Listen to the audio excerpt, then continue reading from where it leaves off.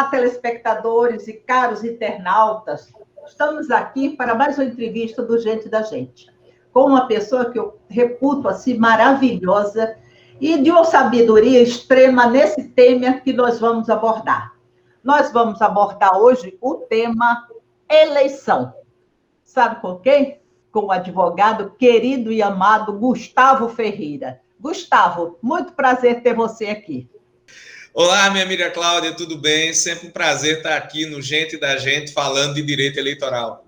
Para começar, eu tive estudando não só o seu maravilhoso currículo, como também a história da eleição. Então, eu queria assim, que você me falasse um pouco sobre aquela Constituição Cidadã de 1998, não é isso? 88. E mudou tanto o sistema eleitoral. Como é que isso? Pronto, a Constituição de 88, Cláudia, ela é um marco, efetivamente, na democracia no Brasil, porque ela veio para regular o processo eleitoral pós-ditadura militar.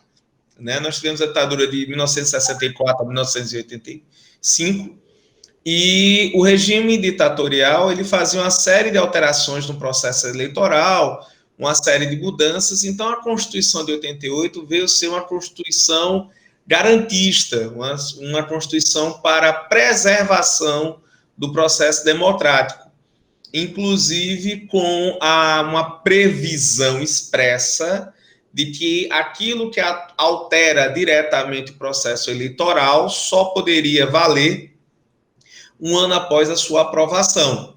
Só que aí vamos pontuar uma coisa importante aqui, Cláudio, que se entende que afeta diretamente o processo eleitoral, conforme julgado do STF, não é nem TSE, o STF delimitou isso, é o que altera os critérios de votação. Explico. Se o sistema vai ser majoritário, se é proporcional, se pode ou não pode haver coligação, né, quem pode e quem não pode ser candidato. A parte de propaganda, a parte de prestação de contas e a própria organização das eleições, no sentido de se vai ser um dia, 2 dias, né? Isso não se entende que afeta diretamente o processo eletivo. Ô, Gustavo, essa Constituição, ela deu, assim, digamos, um tchan para novos caminhos no Brasil. Certo. Aí você poderia falar um pouco mais sobre a Constituição, sobre como foi feito o voto direto, o voto em duas eleições? Perfeito. Bom, vamos lá. A Constituição de 88, Cláudia, ela como uma Constituição pós-ditadura e visando garantir a participação popular, ela faz uma série de mudanças, como garantir a participação do analfabeto, que antes era proibido de votar, como permitir a participação, se quiser também, né, do analfabeto, porque ele não é obrigado a votar, ele é permitido votar, do maior de 16... Interessante essa sua observação, é permitido votar, não é que seja obrigado. Não é obrigado, e fica proibido ainda ser eleito, ele não é elegível, né? O analfabeto não pode ser votado. Mas não é isso que acontece não, né, Gustavo? Deixa para lá. A gente pode até falar tecnicamente nisso. É que o TSE tem um conceito muito particular de alfabetização. Para o TSE, quem sabe ler e escrever é alfabetizado. Quando a gente vai para qualquer teoria pedagógica, para ser alfabetizado tem que saber ler, escrever e interpretar. Se eu não sei interpretar, eu não sou alfabetizado, eu sou o analfabeto funcional. Eu leio, eu escrevo, mas eu não entendo, por exemplo, a moral da história do Chapeuzinho Vermelho. Entendi. Mas no espírito de permitir a ampla participação popular, e os julgados do TSE são nessa linha, aí se permite que quem só sabe ler e escrever possa ser votado. E é obrigado a votar. Ainda tem outro lado, e é obrigado a votar, porque é considerado alfabetizado. Né? Então, vem a Constituição de 88, amplia a votação, né, incluindo menores de 18 anos, maiores de 16, se quiserem. inclui os analfabetos, se quiserem, para poder votar. E fixa a regra para que você não mexer tanto no processo eleitoral, como a gente já falou antes. Começa a estipular uma previsão, isso é muito importante, de que você deve ter 2 turnos na eleição, isso já foi uma alteração constitucional posterior. Quer dizer, isso já está na Constituição de 88 desde o começo. E com que meta 2 turnos? Garantir que quem seja eleito com amplo apoio popular. Tá? Mas, claro, uma curiosidade, viu, Cláudia? A votação em 2 turnos é para uma quantidade pequena de cargos.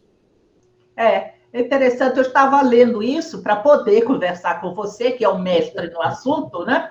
E é interessante, é só para prefeito e para governador, não é isso? Isso, e prefeito dos municípios com mais de 200 mil habitantes, ainda tem, eleitores, perdão, habitantes não, eleitores. Por isso que Arapiraca tem mais de 200 mil habitantes, mas não tem segundo turno, porque Arapiraca não tem mais de 200 mil eleitores ainda, né? Vai chegar lá. Caminha passos largos para isso. E presidente da República, né? Que a maioria dos 5.579 municípios brasileiros, a eleição num turno só, é o que a gente chama de turno único. Né? Ganha quem é o mais bem votado. Né? Mas essas mudanças que a Constituição de 88 trouxe, Cláudio, e como você bem perguntou, elas vieram todas nesse espírito de garantir a participação popular. E ouso dizer, apesar das inúmeras críticas feitas à Constituição de 88, ela vem cumprindo a sua meta. Nós estamos no nosso maior período democrático da nossa história.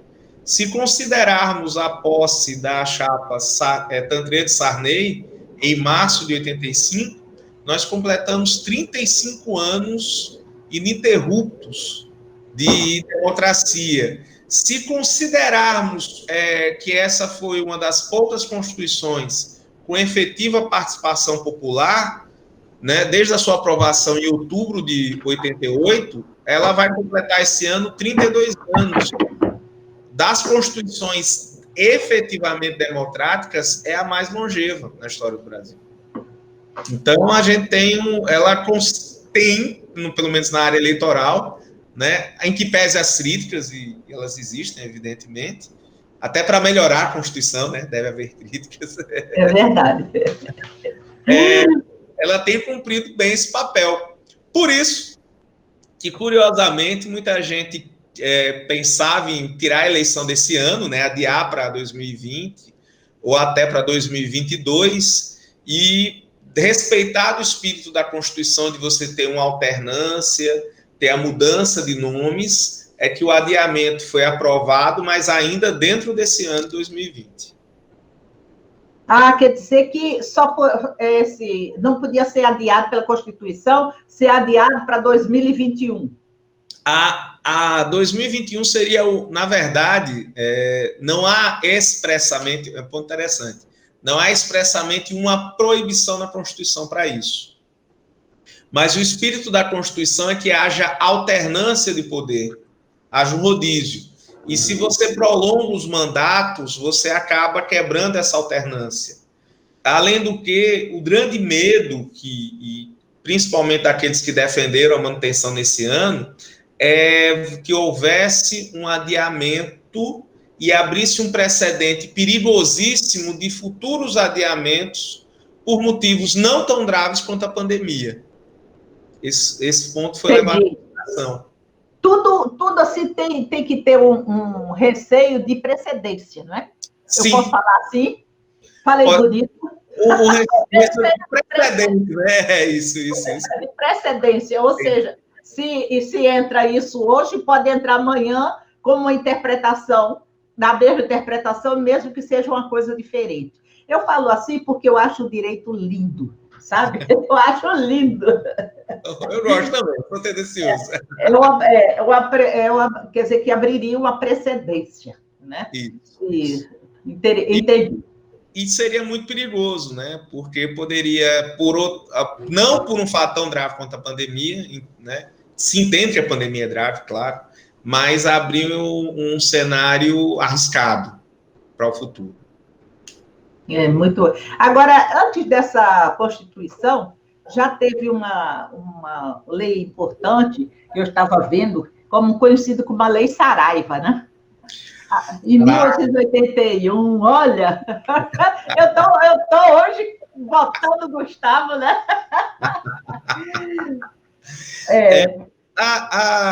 Boa referência. A Lei Saraiva da época do Império foi uma tentativa de tentar tornar o processo eleitoral no Império mais democrático. Mas, Cláudia, a gente tinha um problema muito sério no Império, e dois problemas, né? Dois. Entre muitos. E na Velha República só um foi resolvido. O primeiro é que no Império você tinha o que se chamava de voto censitário. Você tinha que ter determinada renda, determinado ganho anual para poder ser eleitor. E para poder ser... Vixe, Maria! Olha o meu vídeo, Maria de Nordestina. Era um negócio... O povo era rechaçado, né? Sim. Para que povo, né? Era quase isso, para que povo, né? E o segundo, que é extremamente grave também, era... Entre outros tantos, tá? Estou citando dois assim que são mais gritantes. O voto era aberto. Você tinha que dizer quem estava votando. Levantava a mão e dizia assim, voto no Gustavo. Isso. Misericórdia. Acha voto comprado e paulada depois. Sim. Não, porque eram pessoas importantes, né? Não, mas tinha. Tinha ameaça, tinha um capanga na porta com a arma esperando. Mas eu acho, sabe, Gustavo, que todo mundo já sabia que fulano ia votar em mim. Não sei por que eu estou me reportando hoje, talvez malamente, né, ao Congresso. Já não se sabe quem que vai votar na lei a favor, quem que vai votar contra. Praticamente se sabe, né? Mas vamos lá. Eu gosto de fazer um paralelo aí interessante, né? O parlamentar voto sempre com respeito às opiniões em sentido contrário, tá? Eu acho que todo voto parlamentar deve ser aberto para que o eleitor saiba em quem ele está exercendo seu voto. Principalmente na discussão de leis, de projetos. É uma coisa diferente. Bem diferente, né, Gustavo? Pelo você... Sim. Bem diferente. Eu entendi agora. Aí ele está representando um grupo, uma população, e aquele grupo tem que saber se ele está representando conforme prometeu nas eleições, né? Vamos imaginar que faça uma campanha toda defendendo a liberação de armas, tá? Estou dando um exemplo aleatório. Exato. E chego lá e voto contra. Por qualquer que seja o motivo. Então, aí eu votei em você por causa disso, como é que agora você é contra? Exatamente. Então, por trás disso, todo um compromisso, não é? Sim. E no caso do eleitor, não. Ele tem todo o direito de exercer, e a gente sabe, se hoje já há uma pressão econômica, se hoje ainda há, né? Perdão, ainda há uma pressão até física em algumas regiões do país, de ameaça mesmo. Só parênteses rápido, a lei eleitoral, a lei das eleições, a 9.504, ela prevê como hipótese de compra de voto a ameaça ao eleitor aparentes para votar em alguém. Estamos no século XXI e isso foi acrescido, não constava da versão original. Você pode repetir, porque para nós que não somos da carreira do direito, né, fica meio confuso isso que você falou agora, acrescido. Foi uma complementação, foi na versão inicial da compra de voto. Sim. Primeiro histórico bem rápido. Compra de voto antes era somente crime, só que o crime demora muito a ser julgado e o cidadão terminava o mandato. Aí veio a lei 9.840, se não me falha a memória, que é a famosa lei dos bispos, a CNBB encampou, botando a compra de voto com o que a gente chama de ilícito civil eleitoral, ou seja, uma ilegalidade no aspecto civil eleitoral, que gerando a perda de mandato, tá?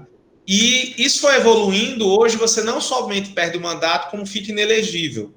Só que a versão inicial da compra de voto como ilícito civil eleitoral, como ilegalidade civil eleitoral, ele previa que haveria punição pela oferta de vantagem. Então, quando eu ofereço uma vantagem, se eu chegar para a Cláudia agora e falar, vote em mim que eu vou te dar esta caneta, não sei se, né, dá para ver. Entendi. Não precisa nem a Cláudia aceitar, só a oferta já é, em troca do voto, né, já é compra de voto. É diferente da promessa. A promessa chega, olha, eu vou trazer saneamento básico, eu vou melhorar a iluminação de Jacarecica. Isso é promessa, isso pode. E aqui, no caso, eu estou oferecendo um benefício. É uma caneta, estou dando exemplo aqui, porque está na mão, mas pode ser dinheiro, botijão de gás, um milheiro de tijolo, né? E aí, isso é compra de voto. Aí, caracterizado como compra de voto. Compra de voto. Inicialmente, a compra de voto surgiu como uma oferta de vantagem, de um benefício. Aí, o que começou a acontecer em algumas regiões do país? Os candidatos começaram a ameaçar fisicamente os eleitores, né? Vou bater em você, ou até ameaçar de morte mesmo o eleitor, em troca do voto. Aí, quando a polícia chegava, dizia, não, você não, mas não é compra de voto. É crime de ameaça, que é um crime de menor potencial ofensivo. Interessantíssimo. Agora, o crime de compra de voto, qual é a punição e o crime de ameaça e de promessa? Pronto, Quais vamos lá. Eu vou separar. Aí, só para concluir o outro. Para mim já concluir. Não, tranquilo. Aí, por causa disso, foi que se alterou o ilícito civil eleitoral de compra de voto, que tem o nome de captação ilícita de sufrágio, até o nome bonito, né? Para incluir a promessa de vantagem e a ameaça ao eleitor.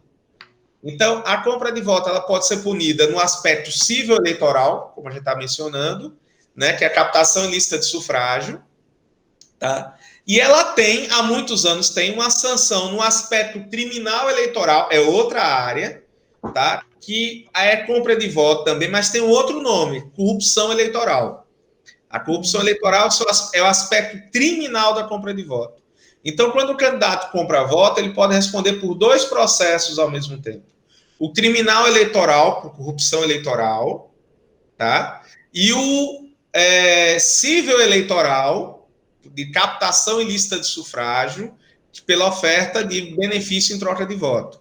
O efeito do primeiro criminal é prisão, se for condenado, ou prestação de serviço à comunidade, até porque é um crime com uma pena bem pequena. O efeito do ilícito civil é que assusta os candidatos. É cancelamento do registro e inelegibilidade por 8 anos. Alguém já teve isso? Vários. Talvez quem esteja vendo a gente, Cláudia, diga, mas não foram tantas condenações assim. É porque é muito difícil fazer prova. Você tem que pegar o cidadão oferecendo benefício a um eleitor, e isso tem que estar devidamente registrado, isso tem que estar comprovado. Não é algo tão fácil, né, de comprovar. A Justiça Eleitoral também tem uma política que não é do TRE de Alagoas, é nacional, antes que... Eu sempre digo isso, porque às vezes o pessoal fala, porque o TRE de Alagoas até é muito rígido nas suas condenações. Ele é até considerado um TRE bastante rigoroso na parte de punição. A questão é você ter prova, e prova que seja válida, né? Porque também você não pode ficar caçando o mandato de todo mundo. Não, né? Você desrespeita a vontade do eleitor, e outra, permite que surjam fraudes, né? Apareçam pessoas dizendo que receberam dinheiro sem ter recebido, né? Esse tipo de comportamento, a Justiça Eleitoral tem sido muito rigorosa para punir, para evitar afastar candidatos legitimamente eleitos com base em depoimentos que não tenham outros elementos de prova. Ô, Gustavo, e quem vende? Oi? E quem vende o voto tem punição? Boa. Há o crime de corrupção eleitoral, não no aspecto civil, tá? Mas no aspecto criminal, quem vende também pratica o crime. Também acho. Também pratica um crime. Na verdade, Cláudia, deixa eu pegar o gancho da sua pergunta. Eu sempre brigo muito com isso. A gente tem que mudar um pouco esse relacionamento esquizofrênico de achar que o candidato é mau e o eleitor é um bonzinho que não sabe o que está fazendo. Ah, palma, também acho, viu? Obrigado, obrigado. Existem bons políticos e maus políticos? Sim, existem bons e maus eleitores. Tem político que pede voto seriamente, tem político que não pede. Tem eleitor que vota seriamente, tem eleitor que não vota seriamente, tem eleitor que pede mesmo, quer o benefício. E vamos desfazer aquele senso comum por necessidade. Muitas vezes não é. Muitas vezes o eleitor mais necessitado é o mais fiel ao seu compromisso. Não, eu vou votar na Cláudia porque ela fez um bom trabalho, eu vou votar na Cláudia porque ela me trata bem, né? E às vezes o eleitor que tem uma condição até melhor é o que chega para o Gustavo e diz: Gustavo, me dê R$100, R$200 aí para eu poder votar em você. Então vamos desmistificar essa imagem de que a classe política toda não presta, isso é um absurdo, e que todo eleitor é um pobre coitado que é induzido, que não sabe o que está fazendo, né? Nós temos que tratar... Para ter a corrupção, precisa ter o corrompido, né? Sim, e o corruptor, né? E o corruptor, né? É, o corruptor e o corrompido. Tem os dois, né? Eu não quero nem saber disso, mas estou dizendo assim, se uma pessoa quiser corromper a outra e a outra não quiser ser corrompida, não existe. Sim. Não é? Concordo. Eu conheço casos, sabe, Gustavo? Conheço o caso de gente que ganhou de 3 candidatos. Aí dizia assim, não, eu tenho que ganhar agora, porque quem vai ganhar depois é ele. Essa a teoria e essa é a mentalidade. É a justificação moral para o seu mal feito, né? Olha, bonito. A justificação moral para o seu mal feito. Muito bonito. Né? Ô, Gustavo, mas eu acho que agora, com a era do telefone celular, agora está mais difícil vender voto. Ou não? Olha, você que é um especialista não em vender voto. Não, na área de jurídica. Tem sido mais complicado, de fato, e tem surgido muitas provas. Tem melhorado muito a questão de produção de prova nesse sentido. Mas, de fato, ainda é muito complicado, porque a Justiça Eleitoral, ela pede, e assim, tem quem não gosta, mas eu entendo que está certo, que seja uma prova clara, uma prova evidente. Né? E muitas vezes você não consegue pegar essa evidência tão descarada assim. Então, né? Claro, quem vai fazer o mal feito não vai fazer à luz do dia, né? Não vai fazer abertamente. Houve casos, né, em que se pegou e tinha comprovação, tinha documento, tinha me permite até brincar, tinha até o batom na cueca, vamos dizer assim. Né? Meu Deus do céu! A prova estava lá encarada, mas em regra, isso não tem. Por isso que existe uma sensação, às vezes, que a justiça não pune. Não é que ela não pune, ela pune. Mas ela pune aquilo que tem uma comprovação cabal, que não pare dúvidas que houve uma vantagem. Se tiver um pé de dúvida, se mantém o mandato. E aí, agora, e para quem vende, qual é o castigo, a punição jurídica, digamos assim? Ela ainda é muito pouco. É sério, é o crime. Porque quem vende, coitadinho, não sabe, né? E isso é verdade. A gente teve casos, inclusive, do Ministério Público não oferecer denúncia para quem vendeu. Tá? E estou falando nacional, viu? Por favor, não é o Ministério Público dela. Para quem vendeu ou para quem comprou? Para quem vendeu o voto, não oferecer. Para quem comprou, aí oferecia. Para quem comprou, certo. Né? Mas, por exemplo, o Gustavo foi lá e comprou, mas o Zé, a Maria, a Zefa, o João que venderam, não tinha denúncia contra eles. Partindo da ideia do coitado. Não é assim, né? Não é assim. Claro, tem promotores e promotores. A gente já acompanhou o processo aqui, que o Ministério, aqui em Alagoas, que o promotor denunciou todo mundo. Não teve não teve essa. A caneta funcionou, né? Funcionou. A gente tem um Ministério Público bem atuante, e é até um trabalho bacana, pouca gente sabe, porque o Ministério Público Eleitoral é o Ministério Público Federal. É o federal. Só que como não tem procuradores da República com dados suficientes para as zonas eleitorais, isso desde muitos anos, né? eu vou botar desde a Constituição de 88, mas desde antes até, os promotores estaduais é que atuam em primeiro grau. Então, fica o procurador da República no TRE, ou a procuradora da República, como é o caso atual, que é a procuradora regional eleitoral Aldirla, ela fica atuando perante o TRE, e em primeiro grau, perante as zonas eleitorais, é o Ministério Público Estadual. E há muitos anos tem sido feito um trabalho muito bacana de integração, porque são dois ministérios públicos diferentes, mas eles conversam, eles fazem cursos, tem um trabalho bem legal mesmo, a gente pode dizer.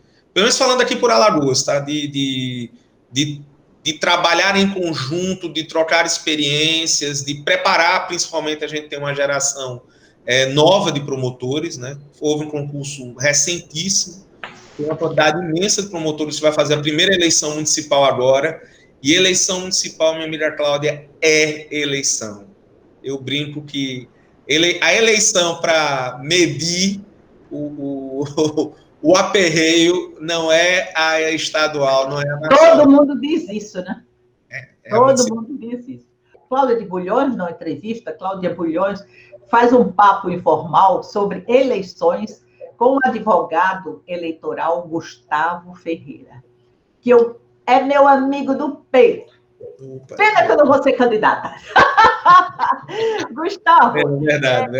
Existe uma formação acadêmica e uma especialização já legalizada pelo MEC para advogado eleitoral? Tem. Veja só, a advocacia eleitoral ela tem crescido muito de uns anos para cá. Eu tenho até uma brincadeira, Cláudia, que eu dizia que, em determinada época aqui em Alagoas, eu brincava falando que eu era o melhor advogado eleitoral do Estado, o melhor professor de direito eleitoral do Estado, perdão. Aí disse, por quê? Porque eu era o único.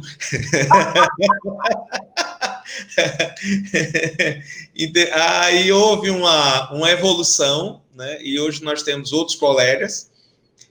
Aí tem um colega técnico meu que também respondia dizendo, você é o melhor e o pior, né? Já que é o único, você é os dois.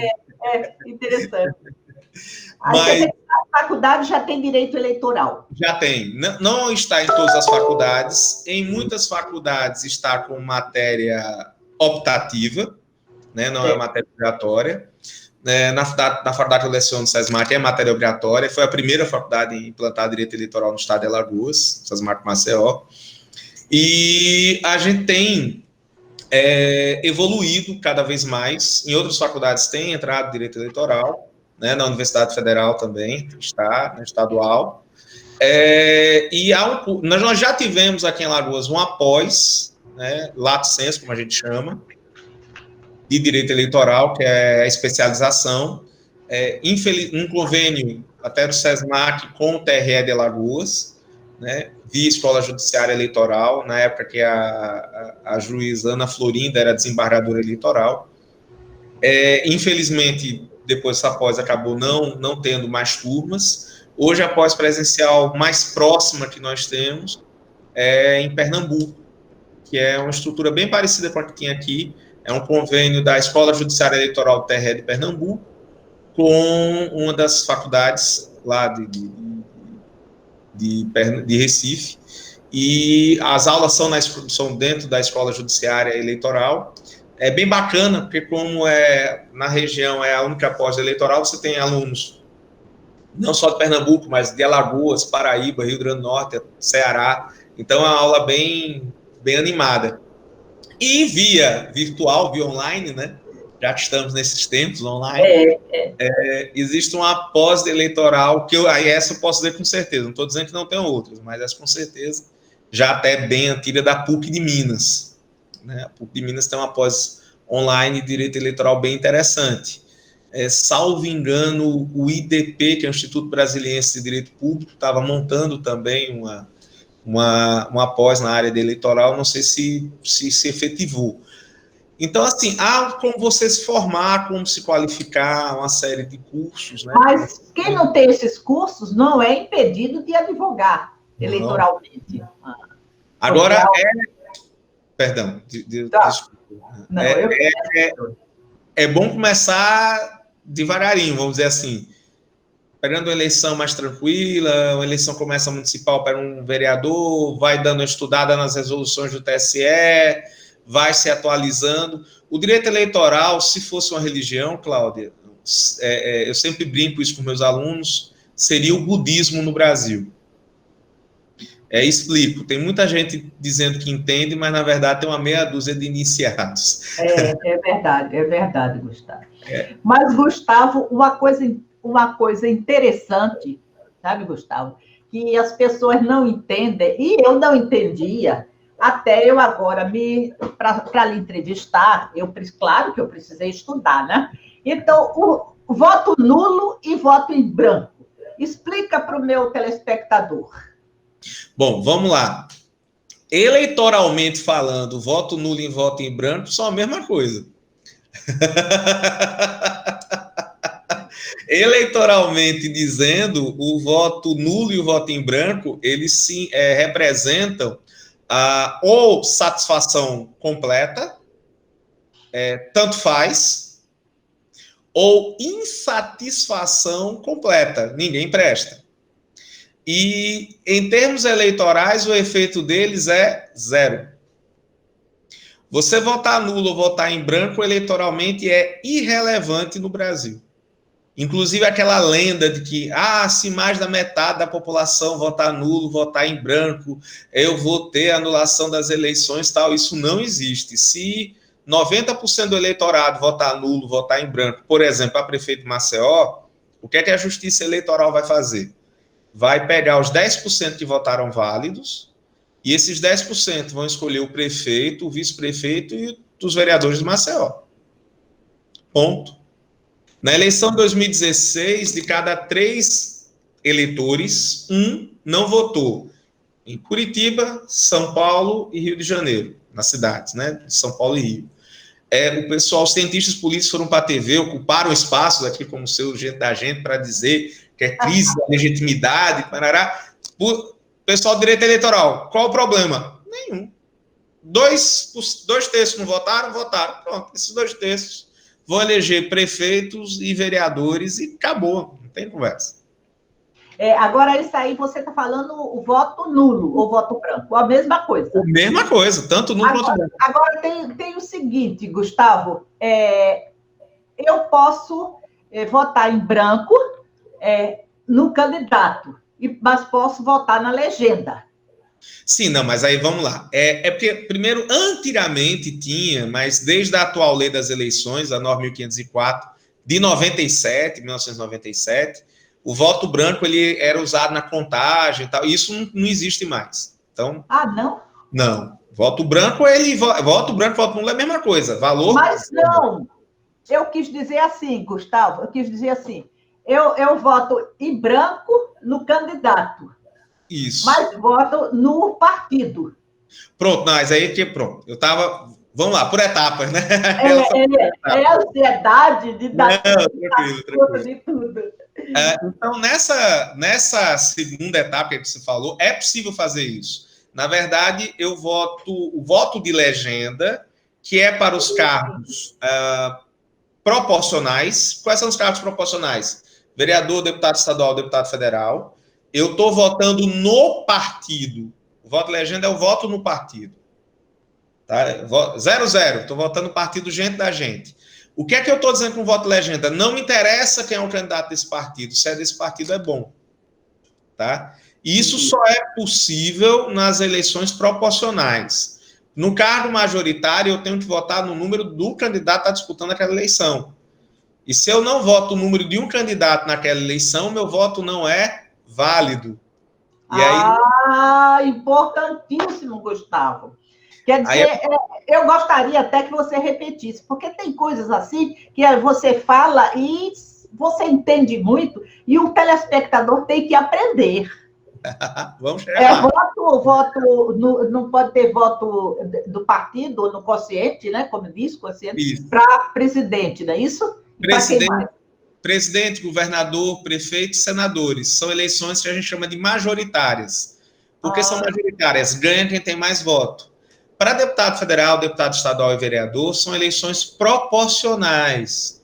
O que são eleições proporcionais? As vagas são distribuídas na proporção dos votos recebidos pelos partidos. Mas isso é uma confusão. Gustavo, você me desculpe, mas eu nunca entendi isso. Bom, mas vamos lá, vamos tentar explicar que o negócio realmente é complicado. Quando você vota deputado estadual, deputado federal, vereador, o primeiro efeito do seu voto não é para o seu candidato. Caramba! O primeiro efeito é para o partido ao qual ele pertence. Só um parênteses rápido. Não tem mais coligação para vereador, para deputado estadual nem deputado federal, tá? Como é que é? Não tem mais coligação. Não tem mais coligação, isso. Só tem coligação para prefeito. Vamos adiante do que você estava falando, porque é muita coisinha, Gustavo. Meus alunos estão aperreados. Então, quando você votar para vereador agora em 2020, o primeiro efeito do seu voto não vai ser para o seu candidato. O primeiro efeito vai ser para o partido ao qual ele pertence, para dizer quantas vagas aquele partido tem direito. Esse é o primeiro passo. Então, assim, porque a coligação é como se fosse um partido só, não é? Fica como se fosse um partido só. Só que a coligação hoje só existe para prefeito. Ah, vereador é sem coligação. Vereador é sem coligação. Vereador vai ser cada partido por si. Vixe Maria, vai ser uma confusão. Eu acho que vai ser melhor, viu? Agora, para esse negócio de panelinha. O que vai acontecer, Cláudia, é que, mantendo essa regra, em 4 eleições consecutivas, a gente pode até ter o mesmo número de partidos atuais, 33. Mas a gente certamente terá menos partidos no Congresso Nacional. A tendência se a gente mantiver estou falando 4 eleições, essa municipal, 2022, 2024, 2026. Quando chegar em 2028, a gente vai ter de 6 a 8 partidos relativamente grandes no cenário nacional e o resto partidos pequenos é o que vai acabar acontecendo. Gustavo, como cada partido sabe quantos candidatos ele pode eleger? É uma conta que está, inclusive, no Código Eleitoral. Depende da quantidade de votos válidos que o partido recebe. Essa quantidade de votos válidos, dividido pelo que a gente chama de quociente eleitoral, o que é o quociente eleitoral? É a quantidade de votos para eleger pelo menos um representante, que vai dar um número. Eu estou fazendo um resumão, tá, Cláudia? Certo. Não é uma conta difícil, ela é longa. E aí, até para explicar sem quadro, fica difícil. Mas, Gustavo, se não tem voto pela legenda, como é que o vereador é eleito pelo número de votos? Porque eu somo todos os votos, todos os candidatos daquele partido. Eu somo todos os votos dos candidatos daquele partido e divido pelo quociente eleitoral. O quociente eleitoral é o número Vamos imaginar o seguinte, que nós tivemos 450 mil votos válidos, estou dando número redondo só para facilitar, tá? Certo. Para vereador em Maceió, certo? Sendo que nessa eleição nós vamos eleger 25 vereadores. Então, Estou jogando um número bem alto, tá? A cada 18 mil votos, eu elejo um vereador. Eu dividi o total de votos válidos, 450 mil, pelo número de vagas, 25. O resultado disso é 18 mil. Então, a cada 18 mil votos válidos, eu tenho direito a eleger um vereador. Então, se o meu partido, os vários candidatos, não obtiverem 18 mil, não elegeremos ninguém. Aí a gente chega num ponto que complica. Antigamente não elegia ninguém. Oh, meu Deus do céu! Antigamente não elegia ninguém. Por que complica? Porque é muito difícil, mas muito difícil mesmo, que todo mundo tenha 18 mil votos certinho. Então, você tem partido que vai ter 20, vai ter partido que vai ter 25, vai ter partido que vai ter 17, vai ter 15, né? E aí você vai ter o que se chama de sobra. Quem não alcançava o quociente eleitoral ficava fora da disputa, 100%. Mas ainda existe essa sobra? Porque eu estou falando, você disse, se eu entendi bem, que não existe mais coligação para vereador. Exato, mas exatamente, não muda nada nesse ponto. O que acabou é a coligação para vereador, Cláudio. Eu não tenho mais a coligação, mas a sobra de votos eu vou ter sim, porque a votação, a sobra de votos é o resultado da soma dos votos dos candidatos daquele partido para aquele cargo. Então, fica mais claro, é a soma de votos de todos os candidatos do partido X para o cargo de vereador em Maceió. Entendeu? Mais ou menos. Não é porque você não tem explicado. É porque, para o leigo, como eu, que eu gostaria assim que dissesse, tem 3 candidatos, né? Quem ganha... Sim, e já tem outra pergunta na minha cabeça. E quem a gente não...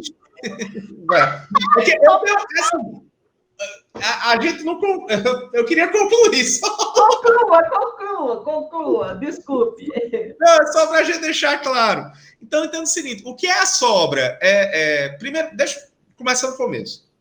Eu pego o total de votos válidos dados na eleição em Maceió, ok? Ok. Vou dividir esse total pelo número de vagas, tá bom? Eu botei que esse total de votos era 450 mil, tá bom? Certo, por 18. É um número bem alto, tá? Bem alto. E dividi por 25. Aí eu cheguei a 18 mil. O que é 18 mil? É a quantidade de votos válidos que eu preciso para eleger pelo menos um vereador. A cada 18 mil votos, eu elejo um vereador. Tranquilo? Tranquilo. Tranquilo? Só que, na votação, os partidos não vão ter 18 mil votos, 36 mil, 50... Não vão ter 18 mil e múltiplos de 18 mil, entendeu? Entendi. A votação vai variar. Como essa votação vai variar, e eu não trabalho com fração aqui, eu não arredondo para cima, para baixo, eu só trabalho com o número inteiro, eu não vou preencher as 25 vagas.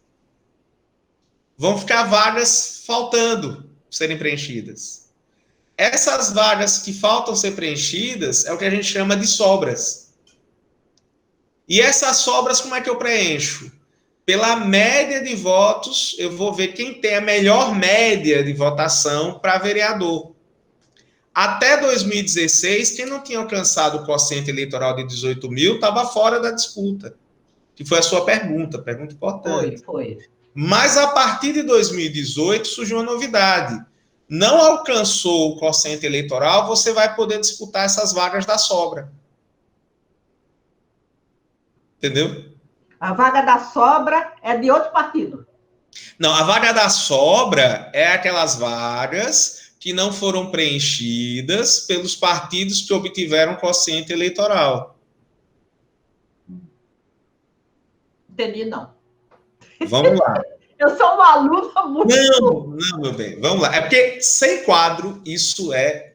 Sim, terrível. Aí eu pensei que a sobra, assim, o meu sobrou do meu partido. Não sobra sobrou na Câmara de Vereadores de Maceió. Eu ainda nem entrei no partido. Não. Eu estou dividindo as vagas entre os... Perdão, eu não entrei nem dentro do partido. Eu estou dividindo a vaga entre os partidos primeiro. Certo. Eu estou dizendo quantas vagas cada partido obteve. Entendi. Entendeu? Entendi. Então, eu estou aqui na primeira etapa, dizer quantas vagas cada partido tem. Cláudia, as vagas para vereador, deputado estadual, deputado federal, são divididas mais ou menos da seguinte forma. O partido teve 20% dos votos. Ele vai ficar com 20% das vagas. Então, são 25 vereadores. 20% de 25, 5. O partido vai ter direito a 5 vagas.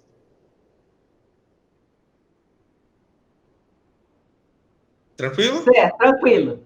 Depois que eu faço essa divisão de vagas entre os partidos, é que eu vou entrar no partido, aí sim vem o segundo efeito do voto do eleitor. Eu vou entrar no partido e saber quem são os mais bem votados dentro desse partido. Entendi. Aí o primeiro é a Maria, a primeira vaga é da Maria. O segundo é o José, a segunda vaga é o José. E assim vai. O sexto mais bem votado vai ser quem? O primeiro suplente. Não foram 5 vagas que o partido teve direito? O sétimo vai ser o segundo suplente, o oitavo vai ser o terceiro suplente, e assim sucessivamente. Então, no sistema proporcional, e assim, Cláudio, considerando o tempo que a gente tem aqui na TV, para ser mais ou menos rápido aqui, as vagas são distribuídas na proporção dos votos que o partido recebeu. Entendi. E como você bem falou, não tem mais coligação para vereador, que a coligação só vai ter para prefeito.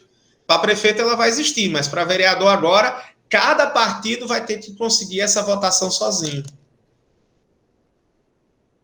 O Gustavo ficou mais claro, viu? Ficou melhor. Será que todo candidato entende isso? Porque eu vou dizer, Gustavo, se fosse eu, só queria saber se eu entrei ou não entrei, se eu ganhei ou se eu perdi. Cláudia, me permite, a maioria dos candidatos só quer saber disso, se ganhou ou não. Exatamente.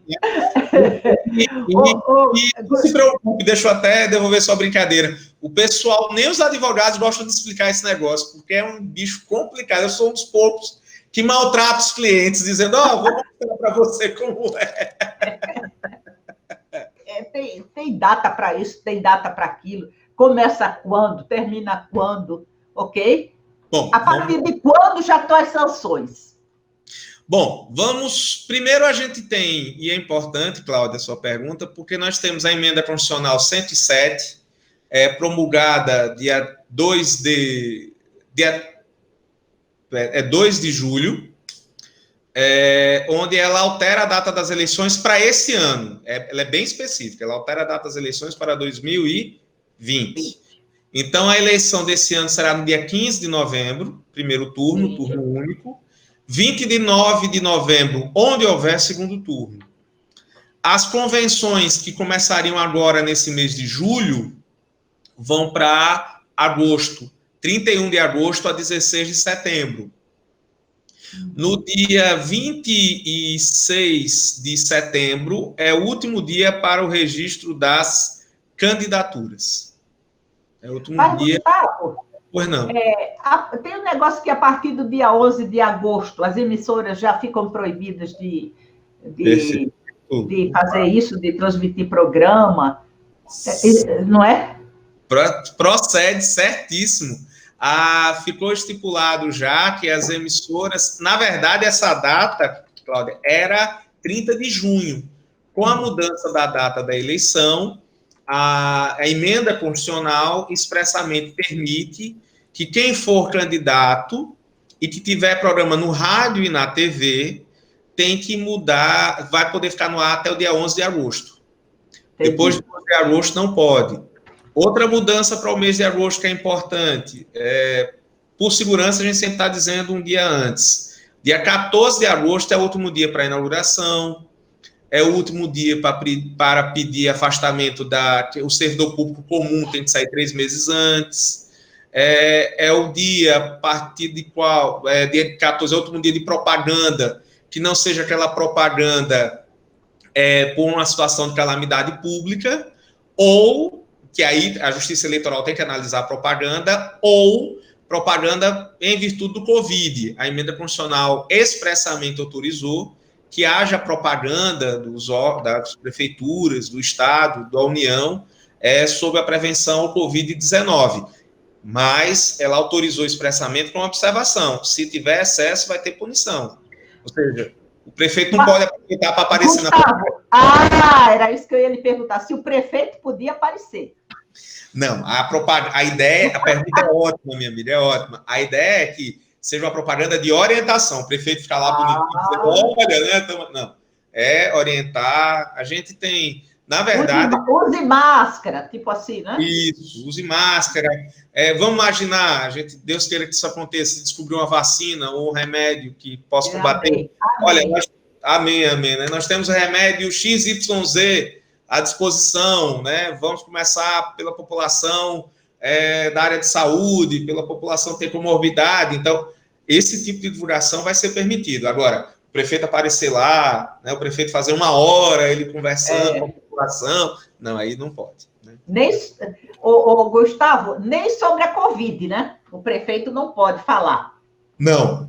A gente tem sempre orientado, e isso, na verdade, não é só os advogados. O Ministério Público já tem essa linha há muito tempo de evitar que nas propagandas apareça a referência ao prefeito. A propaganda é do município, né?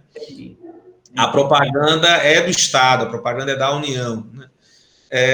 E outra coisa, Cláudio, até como eu brinco com os clientes, você que é prefeito, na hora que você faz a propaganda, por bem e por mal, todo mundo vai vincular você, né? Se a propaganda... Exatamente. Todo mundo vincula, não precisa estar falando seu nome, né? Uma coisa interessante, por que o tempo é tão pouquinho para quem tem segundo turno? Só são quantos dias? Do dia 20? 15 dias. 15 dias. O tempo era maior, né? O tempo era maior. Se a eleição fosse nas datas normais, nós teríamos aí 4 semanas, 3 semanas. Primeiro domingo de outubro, último domingo de outubro. Mas, por causa da pandemia, e para dar tempo de haver prestação de contas dos candidatos ainda esse ano, e evitar maiores... E ter um mínimo de transição, claro, não estou dizendo que vai ter um mínimo de transição, né, dos prefeitos que ganharem, né, vão receber informações dos prefeitos que estão saindo, se antecipou, se encurtou essa distância. Mas, volto a dizer, Cláudio, é um caso excepcional para 2020. 2022 a gente vai estar superado isso e mantém um prazo normal, né, entre eleição e outra. O segundo turno é dia 29, né? Isso. 29 de novembro. Agora, interessante é que a posse, a diplomação é que dia? Diplomação é uma coisa, posse é outra. Perfeito. Peraí, deixa eu perguntar. A diplomação é uma coisa, a posse é outra. Que dia é a diplomação e que dia é a posse? A diplomação é até dia 18 de dezembro. Foi mantida a data que existia antes. O que é a diplomação? É a declaração da Justiça Eleitoral que o cidadão foi eleito, a cidadã foi eleita. Tá? Isso é a diplomação. A posse, ela está prevista constitucionalmente, não foi alterada, é 1º de janeiro. Certo. Não mudou. Gustavo, eu adorei o nosso bate-papo, porque eu gosto muito, porque se me esclarece, que sou uma pessoa leiga, esclarece ao meu telespectador. Sim. Eu agradeço você, e eu queria que você tecesse algumas considerações sobre eleição para o meu telespectador. Cláudio, primeiro eu agradeço por demais esse espaço, a gente poder estar aqui, tá? Falando de direito eleitoral, que não é uma matéria fácil, na faculdade meus alunos sofrem. E você dá aula em 3 faculdades, né? 3 faculdades. Não, hoje eu estou só no SESMAC e na Escola TRE. A Fama eu saí, que era outra faculdade que dava. Bom, mas assim, eu dou aula vai fazer 20 anos já. Né? Você explica muito bem, mas eu sempre lhe interrompo. Vamos às considerações. Então, é um prazer estar aqui falando de direito eleitoral, que realmente é um tema difícil, em que pese o interesse de muita gente. Mas, assim, o mais importante do eleitor é aquela regra, desde a primeira vez que eu dei entrevista para você, minha amiga, a gente sempre repete: vote com consciência, vote pensando em quem vai votar, analise os nomes, veja a melhor proposta, vote naquilo que você acredita. Se não gostou do resultado, na próxima eleição você muda. A gente tem essa liberdade. Winston Churchill tem uma frase que eu acho espetacular: a democracia é o pior dos regimes, exceção de todos os outros. Então, olha, por pior que seja a democracia, ela é efetivamente o melhor regime ainda. É verdade, Vamos exercê-la e com tranquilidade, com calma. Velhos hábitos, na verdade, apenas tomaram nova forma, né? A malidecência, falar mal virou fake news, mas é a boa e velha malidecência, só que agora por meio digital. Então, fazer um filtro das informações que recebe e escolher os candidatos pelo aquilo que você efetivamente acredita. É a nossa consideração para essa eleição e para todas, né? Muito obrigada, Gustavo Ferreira. o advogado eleitoral, e obrigada a você, telespectador, e a você, meu caro internauta. Até o próximo programa.